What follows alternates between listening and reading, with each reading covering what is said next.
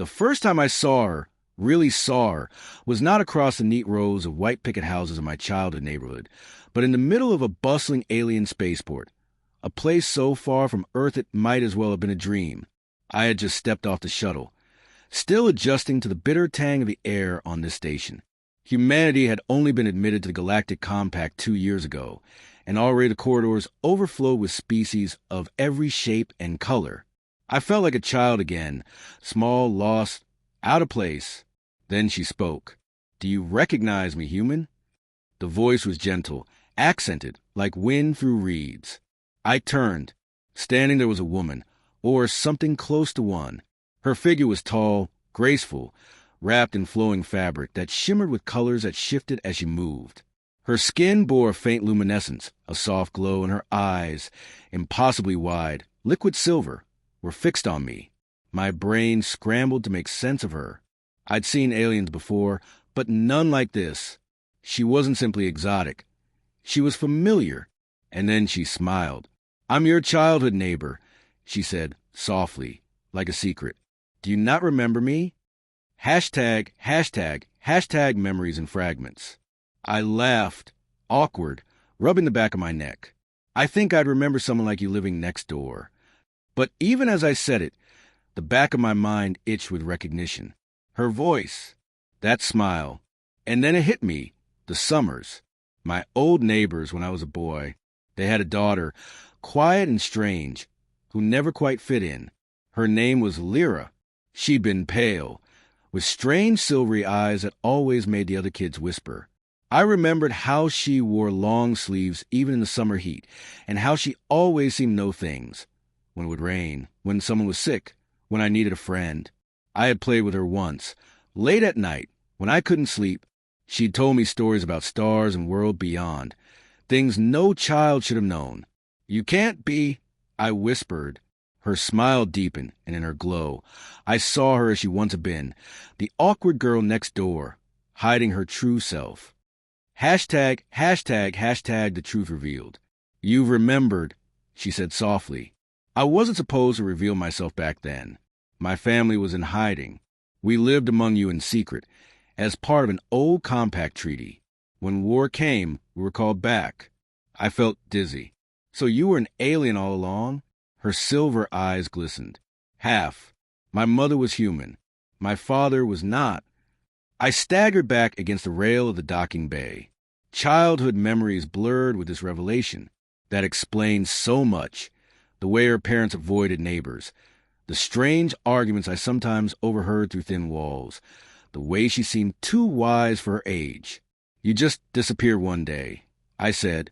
"I thought you moved. No one knew where. I had to leave. It wasn't safe. But I never forgot you." Hashtag reunion in a strange world. We walked together through the alien bazaar. I should have been overwhelmed by the sights. The neon-lit stalls, the smells of spices and ozone, the hum of alien dialects. But my attention was on her. She told me her full name now, Lyra Varian Soul, of a people called the Illyrians. Her father had been a scientist fleeing a galactic war, her mother a human linguist who had helped him hide on Earth. When the war ended, the Illyrians were recalled, and her family left without saying goodbye.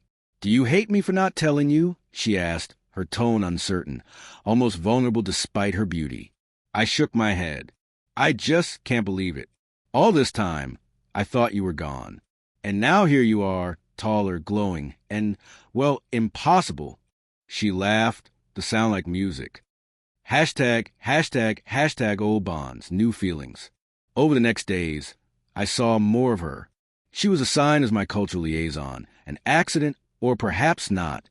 The compact had paired every human delegate with a guide, and I had somehow been given her. We spent hours together, revisiting fragments of the past.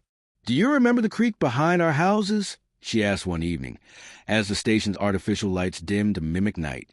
"We used to race boats made of leaves. You always cheated." I laughed, "And you always caught me." Her smile softened. Those were the happiest days of my life. Something in my chest ached. I looked at her, truly looked, and realized the girl I'd once known had become something extraordinary. Not just alien beautiful, but someone who had carried a piece of me across the stars. Hashtag the choice. But our reunion wasn't simple. The Compact wasn't entirely welcoming of humans, and political tensions ran high. Lyra's people, the Illyrians, were especially wary. For her to be seen with me, a human, drew stares and whispers. One night, as we stood at the observation deck overlooking the endless stars, she spoke the words I had been both longing for and dreading. "Do you remember when we promised as children that we'd never leave each other?" she asked. I nodded slowly. "I remember." Her eyes glowed brighter. "I still mean it." The silence between us was electric. I wanted to reach out, to hold her, to tell her that I had never stopped remembering her either. But she looked away. "If we continue this, it will not be easy. My people will see it as betrayal. Yours may see it as weakness. Are you ready for that?" Hashtag the confession. I swallowed hard. "When you left, I thought I'd never see you again. I told myself you weren't real, that you were just a childhood dream. But you were real. You're here. And if I walk away now, I'll regret it for the rest of my life." Her silver eyes met mine, and in them, I saw not just the alien beauty she had become, but the lonely girl who once knocked on my window to whisper stories of stars. Slowly, she reached out her hand. Her fingers glowed faintly, trembling, as if she feared rejection. I took her hand in mine. For a moment, the galaxy fell silent. Hashtag epilogue. A new beginning. The days that followed were not easy. Whispers turned to accusations, and both humans and Illyrians looked at us with suspicion, but we stood together. Lyra told me she had chosen her path, that she would no longer hide who she was, nor the bond we shared. And I chose her. The girl next door, the childhood friend I had once thought lost, was now the alien beauty who had carried my memory across the stars. And no matter the cost, I would not let her go again.